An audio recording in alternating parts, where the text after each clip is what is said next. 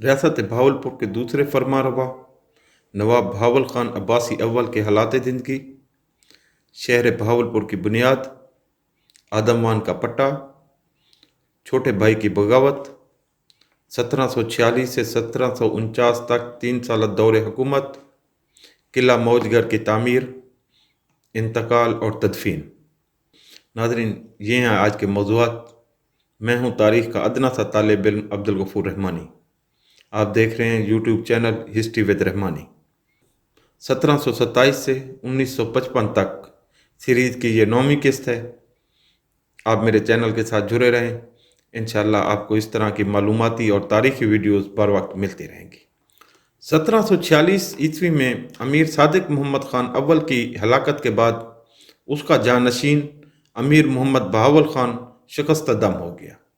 چنانچہ وہ بعد کے نتائج سے خوفزدہ ہو کر شکارپور سے ہمیشہ کے لیے دستبردار ہو گیا اور اپنے خاندان کے ہمراہ بہاولپور کے مقبوضات میں آباد ہوا۔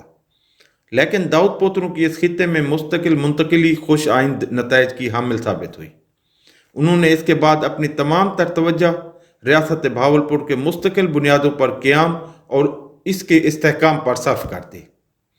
بلا شبہ ریاست بہاولپور کا اصل بانی نواب محمد بہاول خان اول کو قرار دیا جا سکتا ہے، کیونکہ اس نے نہ صرف موجودہ خطہ بہاولپور کے شمال میں واقع دریائی پٹی کے کنارے آباد تمام داؤد پوترا قبائل کو جمع کیا، بلکہ اس کے دور میں ریاست بہاولپور کی قطعی جغرافیائی حدود متعین ہوئیں۔ 1747 تک نور محمد خان کلہورا سکون سے نہ بیٹھا، حالانکہ داؤد پوترا خاندان شکارپور چھوڑ کر بہاولپور کے مقبوضات میں آ کر آباد ہو گیا تھا۔ نور محمد کلہورا ابھی تک حسد کی آگ میں جل رہا تھا۔ اس نے والی جیسلمیر راول آگی سنگھ کو اکسایا۔ اس نے گورنر ملتان نواب حیات اللہ خان سے مل کر قلعہ ڈراور کی واپسی کا حکم حاصل کر لیا۔ انہی دنوں نواب حیات اللہ خان کا قتل ہو گیا تو دیوان کورا مل گورنر ملتان مقرر ہوا۔ 1748 میں نواب بہاول خان اول نے دیوان کورا مل سے مل کر تعلقہ آدموان 4000 روپے سالانہ کے دوامی پٹا پر حاصل کیا۔ پٹا استمرار حاصل کرنے کے بعد امیر بہاول خان عباسی اول نے ریاست میں موجود کئی مخالف داؤد پوترا سرداروں کی سازشوں پر قابو پا لیا اور کئی مخالف طاقتوں پر تسلط حاصل کر کے اپنے جانشین کے لیے ایک مستحکم حکومت چھوڑی۔ حاکم سید پور نواب جان نثار خان نے جب علم بغاوت بلند کیا اور محاصل بھی جمع نہ کرائے تو نواب معین الدولہ نے دیوان کورا مل گورنر ملتان کو، جو ان دنوں لاہور گیا ہوا تھا، نواب جان نثار خان کے خلاف کارروائی کا حکم دیا۔ دیوان کورا مل لاہور سے براستہ قصور، پاک پتن، ٹھٹ فرید خان لکھویرا پہنچا اور نواب بہاول خان اول کو اپنی مدد و حمایت کے لیے کہا۔ امیر نے اپنی تمام طاقت جمع کر کے ایک ہی دن میں خان بیلا فتح کر لیا اور 3 دن تک متواتر جنگ کے بعد نواب جان نثار خان کو شکست فاش دی۔ اس نمایاں خدمت کی وجہ سے امیر کا اقتدار تمام علاقہ میں قائم ہو گیا اور واپس آ کر امیر نے بااطمینان اپنے علاقہ کی آبادی کا تدارک شروع کر دیا تاکہ علاقہ میں آباد کاری زیادہ ہو۔ اس سلسلہ میں خیرپور کا علاقہ وڈیرہ محمد معروف خان، گوٹ قاسم رئیس کا علاقہ قائم خان اربانی اور حاصل پور کا علاقہ حاصل خان گہرانی کے سپرد کیا۔ خیرپور کے خان بخشانی اور مدھانی کو وڈیرہ معروف خان کی حکومت ناگوار معلوم ہوئی اور وہ ناراض ہو گئے۔ وڈیرہ محمد خان، اختیار خان کورانی، بہادر خان ہیلانی نے شہزادہ محمد مبارک خان کو اپنے بڑے بھائی امیر محمد بہاول خان کی اطاعت سے منحرف ہونے اور بغاوت کی ترغیب دی، حتیٰ کہ دونوں بھائیوں کے درمیان جنگ کی مورچہ بندی لال سہارا اور ڈیرہ بکھا کے درمیانی میدان میں شروع ہو گئی۔ لیکن سمجھدار مشیروں نے شہزادہ مبارک خان کو سمجھایا۔ اس کا یہ اثر ہوا کہ محمد مبارک خان اپنی غلطی پر پشیمان ہوا اور اپنے بڑے بھائی امیر بہاول خان سے معافی مانگ لی۔